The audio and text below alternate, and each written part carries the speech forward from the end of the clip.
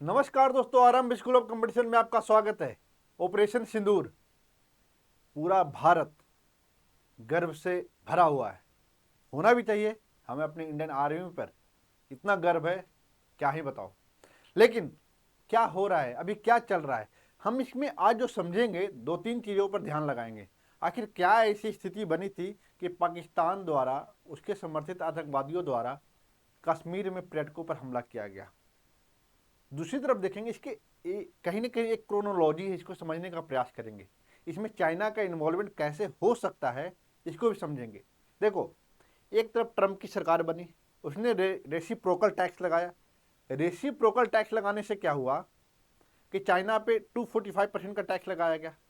अब जो China plus one की नीति जो चल रहा है, इसमें क्या है, जो चाइना में जो बहुत सारी बड़ी बड़ी कंपनियां हैं, वो चाइना को छोड़ के और भी कोई देश में जाना चाहता है, और उसको सबसे सुरक्षित देश एक भारत नजर आ रहा था उन कंपनियों को। तो बहुत सारी कंपनियां भारत आना चाहती थी। तो ऐसे में चाइना बिल्कुल चाहेगा कि भारत इतना स्टेबलाइज ना रहे कि कोई भी कंपनी बहुत खुशी खुशी भारत में चला जाए। तो अब भाई चमचा कौन है उसका, चीन का, पाकिस्तान। तो पाकिस्तान के जरिए उसने पहले क्या करवाया, एक तो हमला करवाया ताकि इंडिया अस्थिर हो जाए। अस्थिर होने से क्या होगा, कंपनियां जाने में थोड़ा घबराएगी। दूसरी चीज़ ये कि आप देखेंगे कि चीन जो है अपना मैक्सिमम जो हथियार बनाता है, उसके 80% तो पाकिस्तान को ही देता है। जो रिटायर हो रहा है, जो रिपेयर करके सारा पाकिस्तान को देता है। इंटरनेशनल मार्केट में उसके हथियारों की कीमत आप जानते हो ज़्यादा डिमांड है नहीं, और उन्हीं देशों को बेच पाता है जहां वो ऋण की जाल में किसी देशों को फंसा रखा है। अब समझो, अब इसको अपना क्रेडिबिलिटी बढ़ाना था। दोनों समझो, एक तरफ टैक्स का चाइना प्लस वन नीति, भारत में आ रही कंपनियां उसको रोकने के लिए एक प्रयास किया। दूसरी ओर ये अपने हथियारों को और भी अंतर्राष्ट्रीय देश मार्केट में अपने हथियारों को बेचना चाह रहा है। अगर बेचना चाह रहा है तो उसको क्या चाहिए, एक ट्रस्ट चाहिए लोगों में कि इसके हथियार विश्वास लायक है या नहीं है। अब इसने क्या किया, इंडिया पाकिस्तान में आप देख रहे होगे कि जानबूझ के पाकिस्तानी आर्मी द्वारा इस तरह के बयान दिए जा रहे थे कि दोनों में टेंशन बढ़ जाए इंडिया पाकिस्तान में। ये करवा कौन रहा था, चीन। और चीन जब करवाएगा तो दोनों में जब युद्ध की संभावना बनेगी, तो चीन द्वारा दिया गया हथियार का प्रयोग करेगा कौन, पाकिस्तान। इससे अगर वो सफल हो जाता है तो उसके अंतर्राष्ट्रीय मार्केट में उसके हथियारों की एक विश्वसनीयता क्या हो गई, बढ़ेगी, और इससे डिमांड बढ़ेगी। लेकिन हुआ उल्टा। आप समझो, पहले चीन जिस सोच के साथ भारत को पाकिस्तान के साथ उलझवाया, उलझाने के पीछे कारण था कि इसके हथियार किस तरह से काम करते हैं अंतर्राष्ट्रीय मार्केट में, इसके बारे में लोगों को पता चले। उसको लगा था कि उसके हथियार प्रॉपर काम करेंगे और पाकिस्तान द्वारा इंडिया को एक जवाबी कार्रवाई करके उसके हथियारों की विश्वसनीयता अंतर्राष्ट्रीय मार्केट में बढ़ा दिया जाएगा। लेकिन हुआ उल्टा।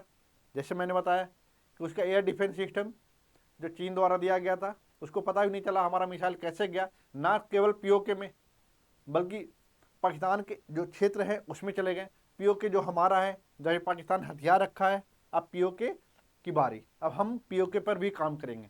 आप देख रहे होगे कि कल हमने सारा कुछ बताया था कि 9 प्लेस पे टारगेट किया गया, और सारे जो आतंकवादी संगठन के जो कैंप थे, जो आतंकवादियों को प्रशिक्षण दिया जाता था, उनको हमने तबाह किया था।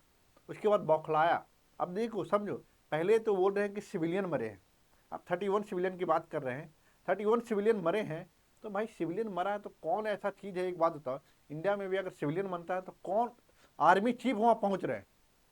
जो यूएस द्वारा आतंकवादी घोषित किया गया व्यक्ति है, उसको भी वहाँ बुलाया जा रहा है।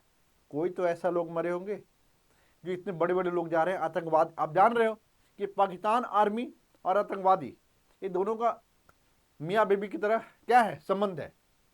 दोनों एक दूसरे के बिना नहीं रह पाते।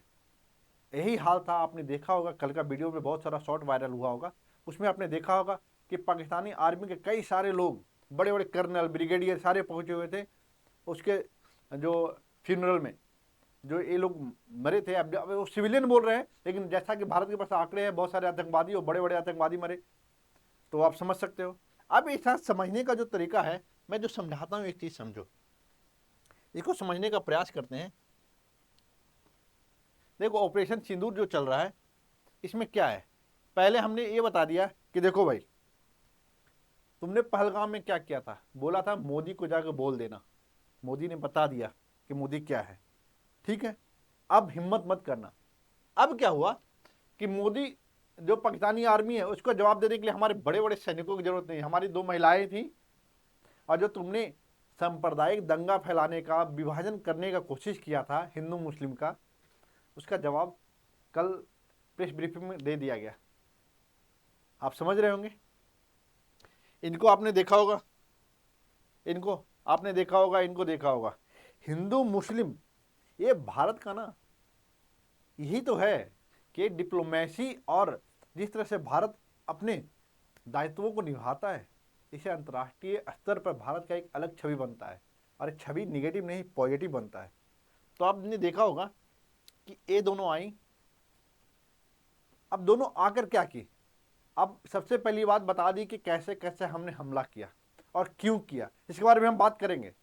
लेकिन इसके सारे डिटेल में हमने थोड़ा सा कल बात किया था, लेकिन अभी थोड़ा और भी बात करेंगे, लेकिन इसके पीछे क्या कारण था इसको समझने का प्रयास करेंगे। देखो, ये है पाकिस्तान,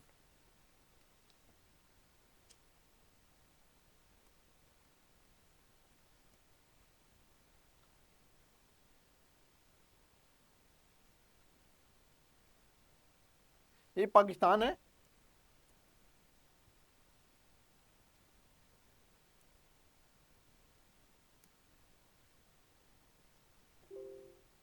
हाँ। अब देखो, ये है पाकिस्तान, ये है बलूचिस्तान। अब देखो एक बात, एक एक एरिया को ये देखना, जो मैं बता रहा हूँ इशारा देखते जाना। अब क्या है यहाँ पर कि ये जो बलूचिस्तान है अलग डिमांड कर रहा है कि इसका अलग देश होना चाहिए। BLA आर्मी है, जो बलूचिस्तान लिबरेशन आर्मी के जो लोग हैं, तो किसी तरह यहाँ इस बॉर्डर पे इन लोग जहाँ घुस रहे हैं, ये लोग मार मार के इन लोग का हालत खराब किए हुए, सुअर बनाए हुए हैं, तो मार मार के इन लोग को। अब देखो यहाँ हाल ये है, दूसरी ओर देखोगे एक सीपेक आ रहा है। सीपेक जब आ रहा है, अब कहाँ से आ रहा है, चीन के कासगढ़ से लेके एक ग्वादर तक जाएगा। और ये जो जब जाता है तो यही मैं मैप दिखा रहा हूँ कि ये जो बॉर्डर बना है ये बलूचिस्तान वाला एरिया है। अब बलूचिस्तान से ही हो के एरिया गुजर रहा है, ठीक है। और जब बलूचिस्तान से होकर जा रहा है, इसी का तो विरोध भारत कर रहा है कि भाई हमारा POK इधर है, तुम POK में घुस रहे हो, तो POK में मत घुसो। और दूसरी बात कि ये इसीलिए हम इसका विरोध करते हैं कि हमारी सॉवरेनिटी का तो फायदा ना उठाओ चीन, इसीलिए हम कभी BRI का समर्थन हमने नहीं किया है, क्योंकि ये किसी के संप्रभुता का उल्लंघन करता है। एक चीज यहाँ देखो, हमारा POK से होकर जा रहा है, और दूसरी ओर सीपेक ग्वादर से जा रहा है। यहाँ पर चीन को एकदम हालत खराब किए हुए BLA के आर्मी। अब ऐसी स्थिति आ गई है कि अगर पाकिस्तान ज्यादा नाटक करेगा तो बलूचिस्तान जब अलग होगा, ये जब अलग स्वतंत्र हो जाएगा बांग्लादेश की तरह, हम ये नहीं बोल रहे कि भारत अभी इन्वॉल्व हो रहा है इसमें, लेकिन BLA के आर्मी भी काफ़ी हैं, इसको आज़ाद करवा ही लेंगे।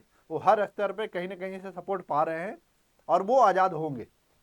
POK जो हमारा है बहुत जल्द हमारा होगा, और जब हमारा होगा तो चीन को हमसे समझना पड़ेगा। चीन को लगा था कि भारत को पहले उलझाते हैं पाकिस्तान के साथ, और इसका एक आइडिया भी लग जाएगा किस स्तर पर अपनी तैयारी कर रखा है।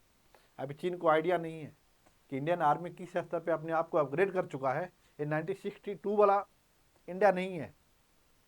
और मोदी जी तो कहते हैं ना आंखें उठा के बात करेंगे, ना आंखें झुका के, आंखें मिला के बात करेंगे। और जब मिला के बात करेंगे तो आपको सामने आना पड़ेगा।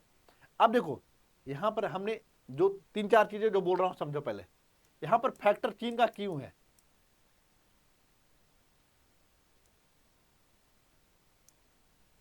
चीन का फैक्टर क्यों है मैं बता रहा हूँ। एक यहाँ पर देखो टैरिफ जो था, टैक्स।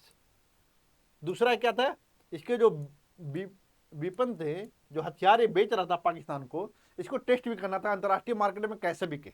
तो इसने क्या किया, इसको बेचने के लिए इंडिया पाकिस्तान को उलझा दिया। इंडिया पाकिस्तान को उलझा के इसके हथियारों को टेस्ट करवाना चाहे कि देख लो इसकी विश्वसनीयता कैसी है। तो इसमें तो बुरी तरह फेल हो गया। अब इसका जो डिमांड है हथियारों का और घटेगा। जो थोड़ा बहुत जो ऋण जाल में फंसे देश खरीद रहे थे वो भी अब हिचकिचाएंगे लेने से। दूसरी बात, टैक्स सिस्टम में ये चल रहा था China+1, ये जो नीति जो कंपनियां इंटरनेशनल मार्केट की कंपनियां MNC वगैरह अपना रही थी इंडिया में आने के लिए, ये सोचा था कि चाइना सोचा कि इसको अगर इंडिया को डिस्टेबलाइज कर देंगे, अस्थिर कर देंगे, तो क्या होगा कि एक जो कंपनियां हैं भारत में जाने से कतराएगी और ये चीन में ही रुकी पड़ी रहेगी। ठीक है, अब इसमें दोनों में फेल हो चुका है। भारत पूरी तरह से स्थिर है, इसमें कोई दिक्कत नहीं है। बॉर्डर पे आराम से पाकिस्तानी आर्मी सिमट रही है, उसको बढ़िया से जवाब दे रही है, उसमें कोई दिक्कत वाली बात नहीं है। अब चाइना औंधे मुंह गिरने के लिए तैयार है, न सिर्फ पाकिस्तान बल्कि चीन भी कहीं ना कहीं इनडायरेक्टली परेशान होगा कि अब क्या करे। एक जो विश्वसनीयता के लिए सोचा था कि अपना हथियार बेच लेंगे मार्केट में, वो भी खो दिया। दूसरी ओर बीएलए के आर्मी पूरा एक्टिवेट हो चुके हैं, अब उसको परेशानी है कि भाई हम अपना सीपे कैसे कंप्लीट करेंगे। अरे भाई आपको पता होगा कि चाइना के कई आर्मी मारे गए हैं, यहाँ आए थे जो काम करने के लिए आए थे, उन लोगों को मार मार के भगाया बीएलए वाला। अब समझो इन सारी चीज़ों को आपने समझ लिया तो आप समझते हैं कि कल हुआ क्या था। बेमिका सिंह आई थी जो विंग कमांडर है, और सोफिया कुरैशी जो कर्नल है आर्मी में। इन दोनों ने बताया, मैंने पहले ही बताया कि ये दोनों क्यों आई थी। इंडियन आर्मी में ना पूरे पाकिस्तान आर्मी के लिए ना ये दोनों काफ़ी हैं। इन लोगों ने जब डिसीजन लिया, ये जवाब दिया कि देख भाई जो तू बता रहा था कि हिंदू मुस्लिम अलग अलग हैं, भाई हमने बता दिया कि हम दोनों एक हैं, तुम्हारे बांटने से हम बंटने वाले नहीं हैं। अब देखो 9 टारगेट हमने चूज किया था, इसमें ये बता दिया गया कि कौन सा जो आर्मी जो आतंकवादियों का संगठन था, किस काम के लिए, कौन कौन से आतंकवादी संगठनों का जो ठिकाना था वहाँ पर किस तरह के काम किए जाते थे। तो सोफिया कुरैशी ने बताया था कि हमने कैसे डिस्ट्रॉय किया कैंप को। तो उन्होंने बताया कि महमूद जामा कैंप जो है कैंप, यहाँ पर क्या हुआ था, ये सियालकोट में है। और सियालकोट में क्या हुआ, हिजबुल मुजाहिदीन का कैंप है, आतंकवादी संगठन है। यही यहाँ पर एक जगह है मुरीद के, यहाँ पर भी क्या हुआ था, ट्रेनिंग दिया जाता है। और यहीं से जो ट्रेनिंग मिला था 2008 में जो मुंबई का टेरर अटैक हुआ था, उसी में अजमल कसाब और डेविड हेडली को ट्रेनिंग दिया गया था। समझो इस बात को, हमने सारा प्रूफ के साथ, हमने हमारे पास प्रूफ था, हमने उन ठिकानों को पूरी तरह से खत्म कर दिया। अब देखो एक है मकराज सुभान अल्लाह, और देखो इस तरह के ना कई सारे जो टारगेट थे हमने किए, वो 9 की बात करेंगे हम, कहाँ कहाँ हमने टारगेट को सेट किया था और किसको बर्बाद किया है, हम सारे बात करेंगे। अब देखिए बेमिका सिंह ने क्या बोला, देखिए कुरैशी जी ने बताया कि कहाँ कहाँ हमने डिस्ट्रॉय किया, इन्होंने बताया कि हम किस तरह से प्रिपेयर्ड है। उन्होंने साफ साफ बोला India is ready to deal with any misadventure by Pakistan. अब पाकिस्तान कुछ भी ऐसी हरकत करता है उसके लिए भारत पूरी तरह तैयार है। आपको पता होगा कि 1971 के बाद तीनों नेवी, एयरफोर्स और आर्मी, ये तीनों मिलकर किस तरह से इसका, देखिए पूरा पर्दाफाश नहीं हुआ है, मिंट का कुछ आर्टिकल था उसमें बताया गया कि तीनों सेना मिलकर इस तरह के कार्य किए हैं। हमने ड्रोन का प्रयोग किया, हमने मिसाइल का प्रयोग किया, और किस तरह से हमने बर्बाद किया पाकिस्तान को, आपने पूरे शॉर्ट्स में देखा होगा, पूरा ये वायरल है। आप दूसरी ओर देख रहे होंगे पाकिस्तान हाय हाय पागल हुआ पड़ा है। आपने आज न्यूज़ सुना होगा कि लाहौर में भी कई विस्फोट हो रहे हैं, सियालकोट में कई विस्फोट हो रहे हैं। भाई होंगे, तुम जैसा करोगे वैसा भरोगे।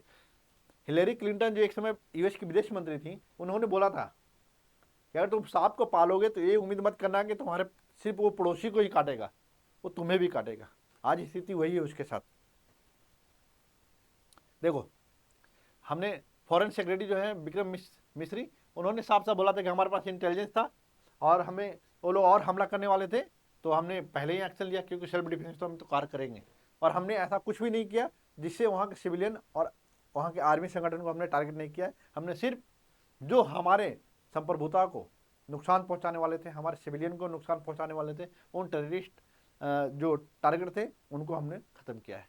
ठीक है, हमने एक जो सबसे बड़ा चीज़ है, हमने बोला कि जो 22 अप्रैल को जो पहलगाम में किया था उनको जस्टिस मिला है।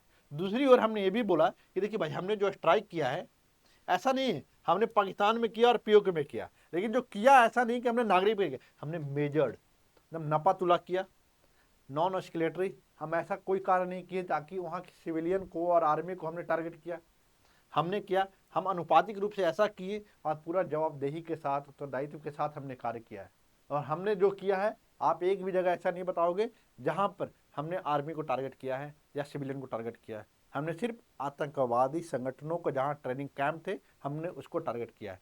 भारत ऐसे भी एक डेमोक्रेसी है और बहुत ही इंटरनेशनल लॉ को बहुत मान्यता देता है और उसी के हिसाब से चलता है। इन सारी चीज़ों को ध्यान में रखते हुए भारत ने एक कार्रवाई की। देखिए यही है मरकज सुभान अल्लाह भावलपुर में, यहाँ पर भी हमने क्या किया, हमला किया। इसको पूरी तरह से उड़ा दिया। जैसे मोहब्बत का एक ठिकाना था, आपने देखा होगा कैसे गुंबद को, 3 गुंबद, 5 गुंबद में से 3 गुंबद को तो ऐसे बर्बाद कर दिया, और वो अंदर जाके अंडरग्राउंड में भी जाके विस्फोट हुआ है, तभी तो इतने सारे लोग चले गए। लश्कर तैयबा, मरकज तैयबा मुरिदके में है, ठीक है, एलईटी का मुख्यालय, जेएम का, जैसे मोहम्मद का। देखिए ये सब टारगेट जो 9 टारगेट है, हमने इसको टारगेट किया। देखिए जैसे मोहम्मद का, महमूना जो है सियालकोट का, जो हमने अभी बताया था, मरकज अहले हदीस बरनाला, ये सब सबको हमने टारगेट किया है। मरकज अब्बास कोटली में, मस्कर रहील सईद कोटली में, ये सब क्या है, देखिए हिजबुल का, जैसे मोहम्मद का। ऐसा लगता है कि पाकिस्तान में सिविलियन नहीं, आतंकवादी ही भरे हुए। और मैं तो ये सोचता हूं कि वहां के सिविलियन कैसे हैं, इतने खुली आंखों के बीच सारे लोग ऐसे कार्य कर रहे हैं, उनको दिख नहीं रहा है क्या? समझ में नहीं आता। सवाई नाला कैंप मुजफ्फराबाद पीओके में है ये एरिया, लश्कर तैयबा। बिलाल कैंप मुजफ्फराबाद में, ये सबको हमने तबाह कर दिया, ठीक है, पूरी तरह से। ये सारे क्या है, जैसे मोहम्मद, लश्कर तैयबा, हिजबुल मुजाहिदीन के मुख्यालय, और यहाँ पर क्या था, आतंकवादी ट्रेनिंग कैंप था आतंकवादियों का। आज पूरी तरह से क्या है, पाकिस्तान आर्मी का, पाक आर्मी का सपोर्ट है इन लोगों को, और सपोर्ट है तभी ये लोग इतना कर पा रहे हैं, ठीक है। अब देखो, अब क्या लोगों ने बोला, पहले तो ये देखिए, सच बोलो तो ये आदमी मुझे थोड़ा सा ढीला लगता है। एक्चुअली यूएस एक इकोनॉमी में बड़ा है, इसीलिए इस तरह की बातें करता है। देखिए हमारे संबंध इससे मजबूत हो रहे हैं, लेकिन थोड़ा सा मुझे इंटरनेशनल जो डिप्लोमेसी होता है उस हिसाब से कार्य करता नहीं। ये बहुत एग्रेशन से काम करता है इसको, और कारण भी है करने का, क्योंकि इसके पास पावर है, इसके पास पैसे हैं। अब इसने बोला कि देख भैया, ये दोनों जो करना था, ये तो कल बोला कि हमें पता था कुछ बड़ा होने वाला है। ये भी बोल रहा है कि इसमें तो कई डिकेड से ऐसा इन लोगों के बीच में झगड़ा है, अगर जरूरत पड़े तो मैं इसमें हेल्प कर सकता हूँ, मीडिएटर बन सकता हूँ। भैया तुम दूर रहो, हम संभाल लेंगे अकेले, ठीक है। ये बात हुआ। तुम बस इतना बोलते रहो कि हाँ पाकिस्तान, तुम दबा के बैठे रहो। अगर तुम नहीं भी बोलोगे तब भी हम उसको इस हाल में कर देंगे कि वो इंडिया के खिलाफ कुछ कर नहीं पाएगा। देखो रशिया बोला कि, रशिया क्या बोला कि भैया, पहले तो पुतिन जी बोल दिए कि जैसे है वैसे मारो इसको, घसीट घसीट के मारो, हम तुम्हारे साथ हैं। जब मार लिया, बोले ठीक है, हम चाहते हैं कि अब दोनों आगे ना बढ़े, एस्केलेट ना हो, दोनों शांत बैठे रहो, अब ज़्यादा ना हो। तो भारत ही तो यही बोला, हम एस्केलेटरी है ही नहीं है, नॉन एस्केलेटरी, हम जो काम किए हैं इसमें आर्मी को आना ही नहीं चाहिए। लेकिन आर्मी क्या कर रहा है, पूंछ में लगातार मारे जा रहा है, लगातार मारे जा रहा है। और देखना, ये जो पीओके जो जम्मू कश्मीर वाला एरिया है, वहाँ पर आप देखोगे कि अपने कई सारा जो अपने हथियार हैं, राजस्थान से, गुजरात राजस्थान से लेके पूरा जम्मू कश्मीर वाला एरिया में पूरा ही बिछाए पड़े हैं। लेकिन सबसे ज़्यादा टारगेट कहाँ पर कर रहे हैं, बमबारी या पूंछ में कर रहे हैं, जम्मू कश्मीर के पास। अब जम्मू कश्मीर के पास, पूंछ के पास करने का एक और बड़ा कारण है, इसको समझेंगे, मैप में इसको समझेंगे, इसकी बात करूंगा मैं। अब देखो कैसे सहला दिया, मार के पीट के कैसे कर दिया गया। अब देखिए पाकिस्तानी आर्मी बोला कि देख भाई, हमारा 31 सिविलियन को तुमने मार दिया। भाई 31 सिविलियन को मार दिया तो पूरा आर्मी उस श्रद्धांजलि में कैसे पहुंच गए? अगर सिविलियन था तो, सिविलियन नहीं था, इस चीज को मान लो, और सिविलियन नहीं था तो तुम भोगोगे। और हमने साफ से बोला, हमने सिविलियन को टारगेट नहीं किया। अगर सिविलियन मस्जिद में रात में क्या कर रहे थे ये बताओ पहले। अगर तुम मस्जिद बोल रहे हो तो एक्चुअली मस्जिद इसलिए बना दिया जाता था कि लगे लोगों को कि यहाँ कुछ और नहीं चल रहा है। भाई 8-8 एकड़ 10-10 एकड़ में तुम मस्जिद बना रहे हो, क्या कर रहे हो वहां पर? और सबको पता है, इंटरनेशनल कम्युनिटी को पता है वो क्या है। अब यहां पर क्या हुआ, क्या वो पाकिस्तान जान ही रहे हो कि संसद में अपना क्या क्या बोल रहा है, पागलों की तरह सब उल्टा उल्टा बयान दे रहा है, झूठ फेक न्यूज फैलाने का प्रयास कर रहा है, अपनी जनता को मूर्ख समझता ही है। अब पाकिस्तानी पीएम क्या बोल दिया, भाई India will suffer the consequences. अब भाई अपने देश को वो जब एड्रेस कर रहा था, बोल रहा कि भारत को भुगतान करना पड़ेगा इस कार्रवाई का। आओ बढ़ो तो बढ़ो, मैं देखता हूं कैसे करोगे। इंडिया ने बोल दिया भाई। अब देखो ये बोल रहा है कि उसको परिणाम भुगतना पड़ेगा पीएम, और रक्षा मंत्री बोल रहा है कि हम ट्राई कर रहे हैं कि ये फुल फ्लेज बार में ना बदले, हम इस अवॉइड कर रहे हैं इस युद्ध को। पहले ये दोनों मैच ही नहीं कर रहा है। कैसा ये सरकार है कि दोनों की बात मैच ही नहीं कर रहा है, एक बोल रहा है कि लड़ेंगे, एक बोल रहा है कि नहीं हम लड़ाई नहीं करेंगे। अब समझो, Pakistani authority corresponding retaliation after India missile strike. देखिए जब हमने कर दिया तो ये पागल हो गया, बौखला गया। जैसा मैंने पहले बताया, ये पूरा पूंछ वाला एरिया में लगातार सिविलियन को टारगेट कर रहे हैं। और वहाँ के एक्चुअली ये लोग को पता है कि कहाँ पर हिंदू आबादी है। ये बार बार वही चाह रहे हैं, ये गुरुद्वारा को टारगेट कर रहे हैं, ये सिविलियन को टारगेट कर रहे हैं, क्योंकि ये बौखलाए हुए हैं और ये कुछ भी करेंगे। जान रहे कि आर्मी से तो टक्कर ले नहीं पाएंगे। और आर्मी देखिए, इंडिया ऐसा है कि वो बताता है कि हमारे यहाँ कितने लोग घायल हो रहे हैं या डेथ हुआ। जैसा कि हमने बता दिया है कि पुंछ में बहुत सारे लोगों की डेथ हुई है सिविलियन की, उनके हमलों से। ऐसा उम्मीद नहीं किया जा रहा था कि पाकिस्तान सिविलियन को टारगेट करेगा, लेकिन जब रोग नेशन बन जाता है, जब कोई इस तरह का देश बन जाता है जिसको किसी से मतलब नहीं, बस जनता को मूर्ख समझता ही है, बस किसी तरह अपना भ्रष्टाचार को कमाई करना है, इधर बर्बाद करेगा, उधर से फिर फंड लेगा, कई सारा चीज है। अब क्या है, अब पूंछ में कर रहा है, लेकिन इंडिया ने क्या बोला, अगर पाकिस्तान रिस्पॉन्ड किया, इंडिया विल रिस्पॉन्ड। एक चीज और, जो सबसे प्यारे इनके हैं, जो मियाँ बीवी, जो मैंने बताया आतंकवादी और आर्मी के बीच में, पाकिस्तानी में दोनों मियाँ बीवी का संबंध है। कह रहे हैं कि 10 रिलेटिव मर गए, किसके? मसूद अजहर के। ये वही मसूद अजहर है जब कंधार हुआ था, हमारा प्लेन हाईजैक, उसी समय इसको छोड़ा गया था, 1999 में छोड़ा गया था। उसी का परिवार, सारे लोग चले गए। भाई जैसा करोगे वैसा भरोगे, चले गए। अब हमें तो डाउट है कि ये भी ना चला गया हो, क्योंकि इसका कोई वीडियो वगैरह आ नहीं रहा है। और जिस तरह से पूरा आर्मी पहुंचा हुआ था श्रद्धांजलि में, तो एक मान के चलना, मैं तो 10% मान के चल रहा हूँ कि ये भी चला गया है। इसके मियाँ बीबी, बहन बहनोई सारे चले गए। देखिए, सिंपैथी नहीं दिखाऊंगा, क्योंकि जो लोग इस गलत घटना का साथ देते हैं, जो किसी के जान जाने पे खुशियां मनाते हैं, उन लोगों के मरने पे मैं बिल्कुल दुखी नहीं हूं। ठीक है, आगे चलिए। अब देखिए, हमने बताया था कि अब पागल हो गया पाकिस्तान, पागल हुआ, अब गुरुद्वारे पे हमले करने लग गया।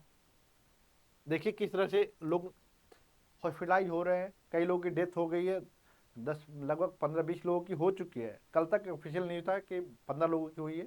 अब देखते हैं कि कितने लोग अभी। अब क्या है कि पूंछ में लगातार हो रहा है, तो सिविलियन को शिफ्ट किया जा रहा है, तेजी से शिफ्ट कर दिया गया है अलग अलग स्थानों पर। अब पाकिस्तान को इतना कार्रवाई किया जा रहा है पाकिस्तान पर कि कितने आर्मी उसके जाएंगे। इवन पाकिस्तान तो ऐसा है कि चीन की तरह कि बताते नहीं कि कितने आर्मी डेथ हुए, कितने आर्मी उनके मरे, ये बताएंगे भी नहीं। ठीक है, अब देखो एक अच्छा चीज जो लगा, देखो पाकिस्तान को तो कोई सेंस है नहीं कि कहाँ, जब दो देशों के बीच युद्ध होता है ना, तो आर्मी के बीच में होता है, सिविलियन को टारगेट नहीं किया जाता। लेकिन एक सिविलियन को भी टारगेट कर रहा है। 12 किल्ड हो गया था, कल तक 12 लोग मर चुके थे, और अभी है, भारत जवाब दे रहा है, उनको भी हालत खराब किया हुआ। लेकिन अभी देखेंगे सियालकोट में, लाहौर में विस्फोट हो रहे हैं, और BLA अलग इसको परेशान किया हुआ। मैं तो बोल रहा हूँ ना कि अगर पाकिस्तान इसी तरह से हरकत किया, तो अभी POK अभी बहुत जल्द हमारा होगा, बलूचिस्तान एक अलग देश बनेगा, जो बांग्लादेश का हाल हुआ था। और हाँ, अभी भी कुछ लोग जो पाकिस्तानी प्रेमी बने हुए हैं, पाकिस्तान के प्रेमी, भाई सुधर जाओ, भारत में रहना है, सुधर जाओ, भारत के हो, भारत के रहो। अगर तुम अभी भी पाकिस्तान का समर्थन कर रहे हो, तो तुम ऐसे ही हो, तुम अपने, क्या बोलो, छोड़ो। हम एक सभ्य देश के नागरिक हैं, और हम वैसे ही सभ्य रहेंगे। बस इतना जान लो, इंसानियत के साथ रहो, भारत के साथ रहो, इतना ही कहना चाहूंगा। आज के लिए इतना ही। जैसे जैसे अपडेट आता है मैं बताता हूँ। बस इतना ही जान लो कि इसमें चाइना भी इन्वॉल्व है। ये कोशिश किया था, वो दोनों कोशिश में फेल हो चुका। सोचा हथियार बेच लूंगा, वो भी नहीं बेच पाएगा। सोचा था कंपनियों को रोक लूंगा भारत में जाने से, वो भी नहीं रोक पाएगा। भारत पूरी तरह से स्थिर है, और सारी कंपनियां खुशी खुशी इंडिया में आ रही है। चलो अभी के लिए इतना ही। Thank you so much.